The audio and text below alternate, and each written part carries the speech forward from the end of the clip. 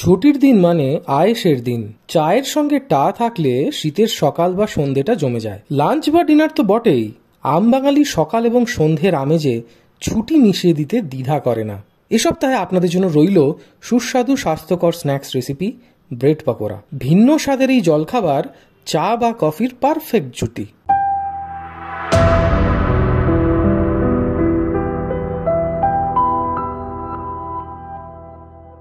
আজ আমরা তৈরি করব একটি মজাদার টি টাইম স্ন্যাক্স।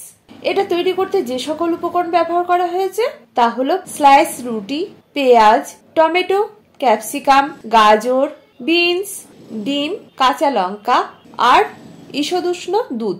একটি মিক্সিং বোলে প্রথমে স্লাইস রুটিগুলোকে ছোট ছোট টুকরো করে নিতে হবে। এর সঙ্গে যোগ করতে হবে দুধ আর বাকি সমস্ত উপকরণ।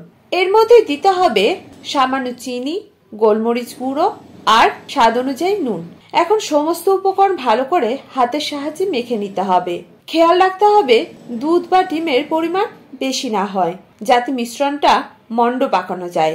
এবার অন্যদিকে ননস্টিক প্যানে পর্যাপ্ত পরিমাণ তেল গরম করে নিতে হবে। সেই তেল সামান্য মিশ্রণে যোগ করতে হবে, যার ফলে পকোড়া খেতে মুচমুচে হবে। এখন মাঝারি আঁচে মিশ্রণটা ছোট ছোট বল আকারে ভেজে তুলে নিতে হবে, আর তাহলেই তৈরি হয়ে যাবে ব্রেড পকোড়া। এখন গরম গরম পরিবেশন করুন চা বা কফির সঙ্গে। চাইলে আজকেই তৈরি করে ফেলুন। তৈরি করার পরে কেমন হয়েছিল সেটা কিন্তু কমেন্ট করে জানাতে ভুলবেন না। আমিও তো থাকি আপনাদের কমেন্টের অপেক্ষায়। আর আমার রান্না বা রেসিপি কে কোথা থেকে দেখছেন সেটাও কমেন্ট করবেন, সঙ্গে আপনাদের নামটাও শেয়ার করবেন। আমার রান্না বা রেসিপি ভালো লাগলে লাইক শেয়ার করতে ভুলবেন না। যারা প্রথম আজকেই আমার রান্না দেখছেন, ইউটিউব থেকে দেখে থাকলে চ্যানেলটাকে সাবস্ক্রাইব করবেন, ফেসবুক থেকে দেখে থাকলে পেজটাকে ফলো করতে ভুলবেন না। এটাই আপনাদের কাছে ছোট্ট অনুরোধ। আর যারা প্রথম দিন থেকে আমার সঙ্গে আছেন তাদেরকে অসংখ্য ধন্যবাদ। যাই হোক, আজ এই পর্যন্ত। দেখা হচ্ছে পরবর্তী ভিডিওতে।